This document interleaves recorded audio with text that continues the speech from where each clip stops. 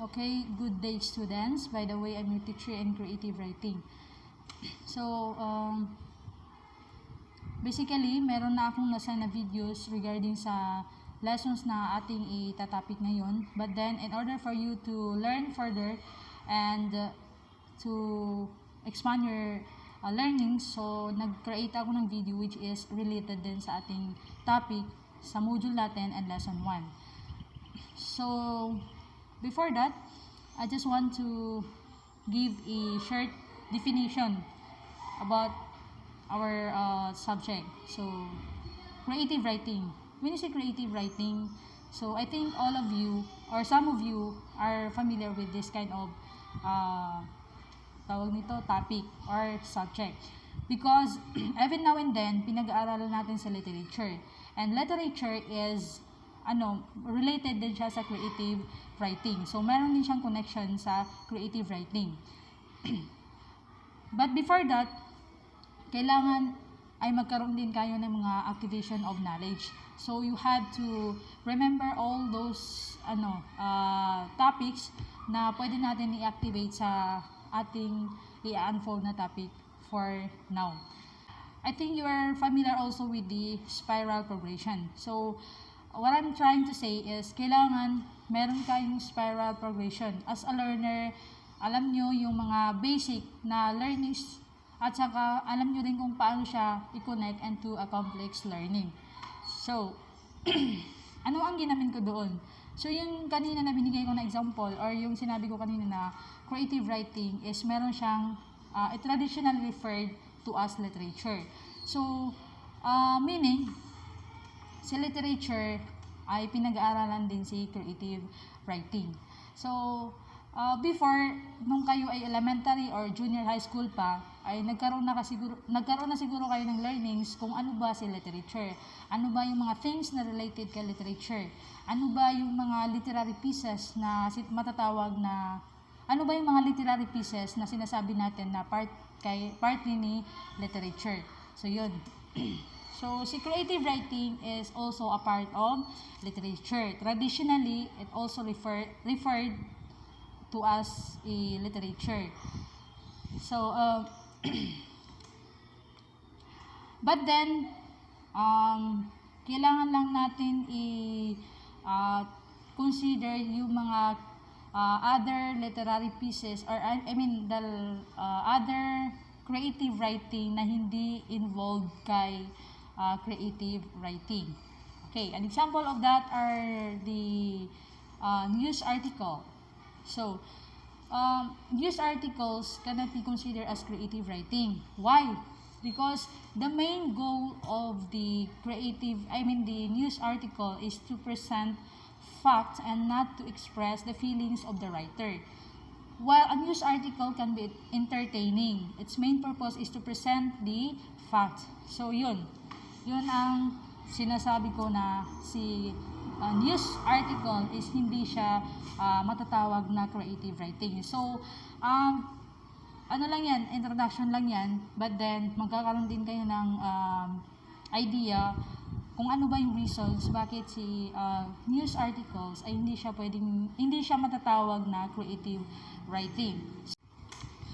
Okay, so in order for you to have your hint kung bakit si creative writing ay hindi siya kanya na i-involve si news articles and other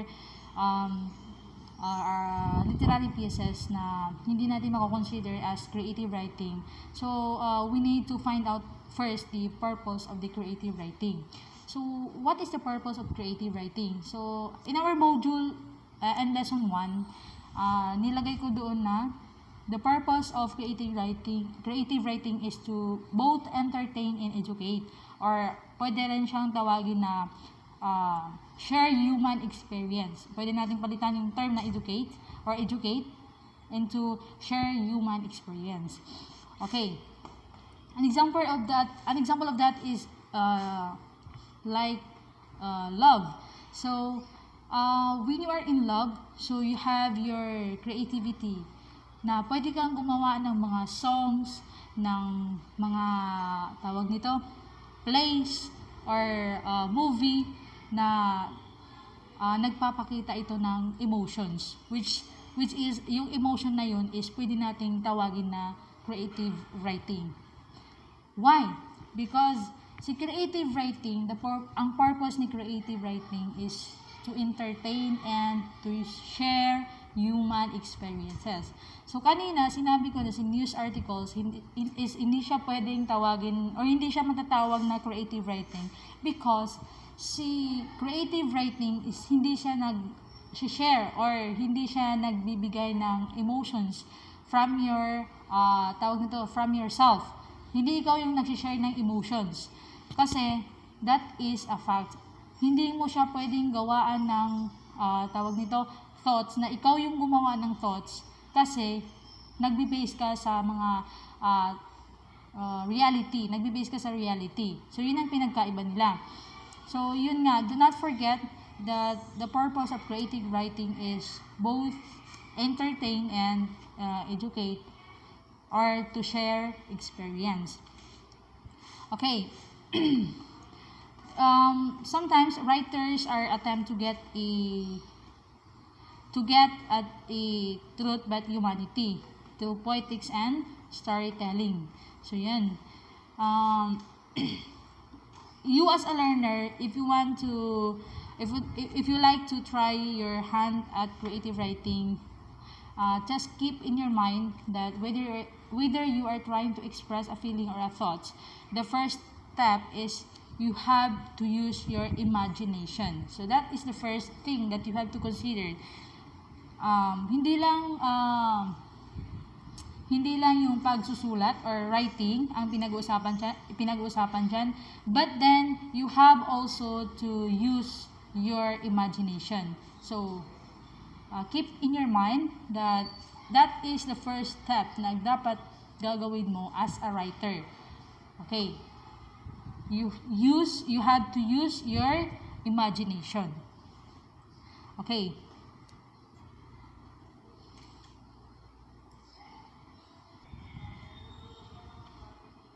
Okay, so ano ba yung imaginative writing? What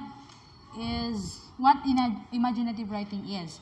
So the imaginative writing, as you can see on the screen, the writer expresses thoughts and feelings in a creative and poetic way. So kapag ikaw ay gumagawa ng iyong writing or nagko-create ng iyong writing, so you have to consider those types of creative writing. Dapat alam mo yung mga dapat at susundin mo sa paggawa ng creative writing or imaginative writing.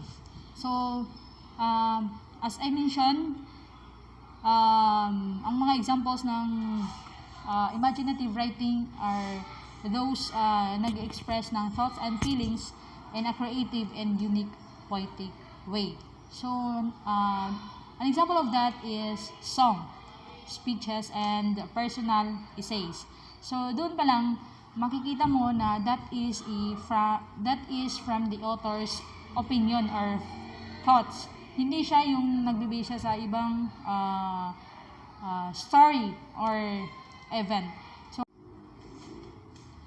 okay, so scan your module and lesson 1, which is the imaginative writing and also the technical writing. So let us first come up with the difference between imaginative writing and the technical writing.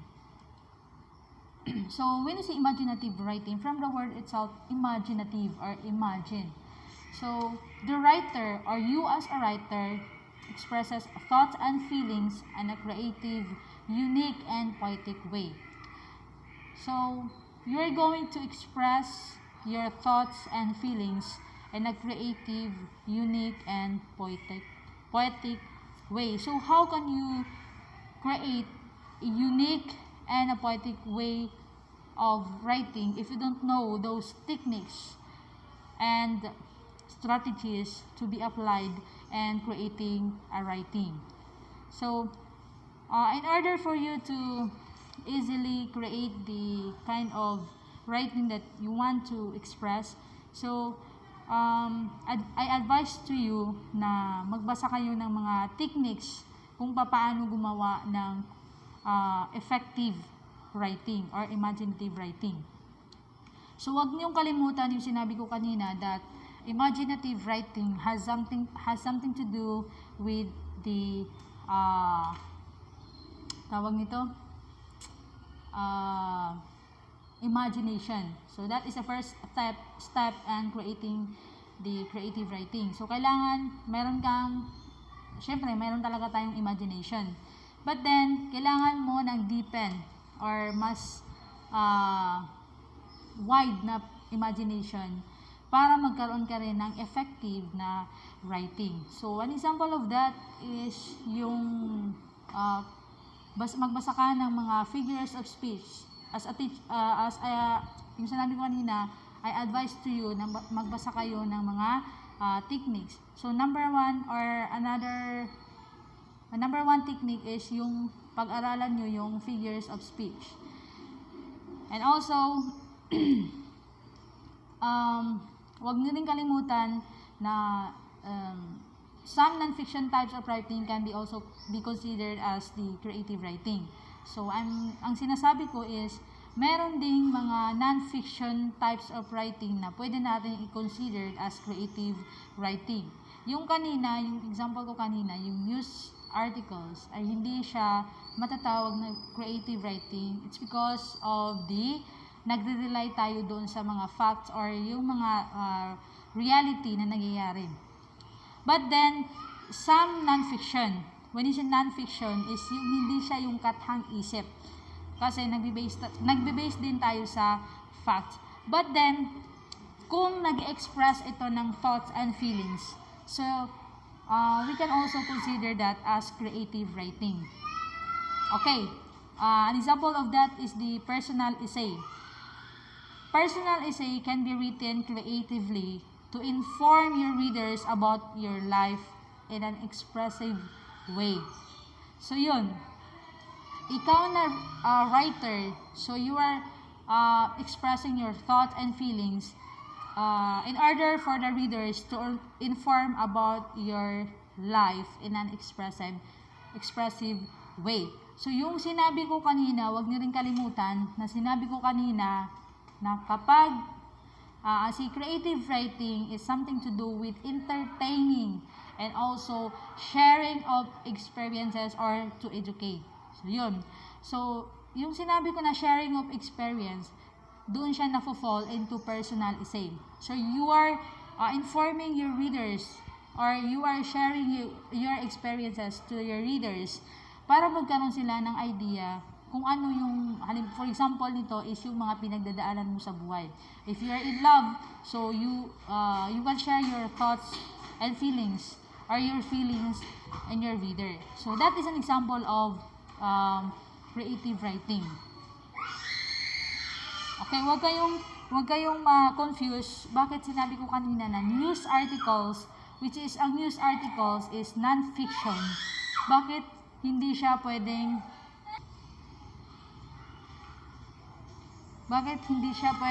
maging tawag nito creative writing? Because yung news articles na yon is nagre-rely siya doon sa mga reality na nangyayari, which is hindi yun galing sa kanya as a writer or as the author of the writing. Okay, nakuha? Siguro nakuha. So, let's proceed to the technical writing. So, when we say technical writing, so eyes on the screen, technical writing is a form of writing, technical communication or documentation in science and technology. So, technical writing is a writing done to educate, inform, or direct someone on how to do something.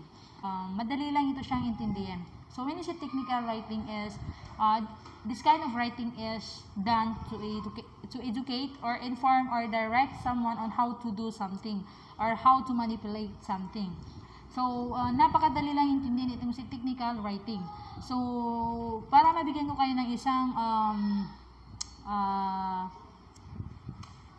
clear example, so, yung mga user manual that accompanies na, for example of that is yung cellphone natin. So, bumili tayo ng isang cellphone na bago. So, that cellphone is, for example, latest. So, hindi pa natin siya gaano wala pa tayong idea on how to manipulate that. So, in order for you to have your learnings on how to manipulate that kind of cellphone, for example, meron tayong bagong cellphone na wala pang nakakagamit sa ating country. So, ikaw yung first na tao na nakabili ng cellphone na yun. So, syempre, meron kang doubt, paano kaya ito manipulate? So, para ma-manipulate mo ang isang cellphone, so, meron tayong mga, tawag nito, technical writings na naka-prepare. So, yun yung sinasabi nating manual. So, naka-indicate doon yung mga step-by-step na gagamitin natin or gagawin natin para magamit natin ang isang cellphone na binili natin na bago. So, yun.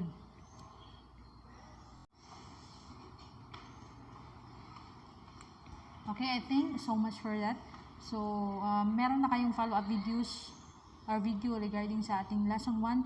So, if you have your clarifications or tawag nito, suggestions or comment or violent reactions, so pwede nyo akong i-chat or tawagan.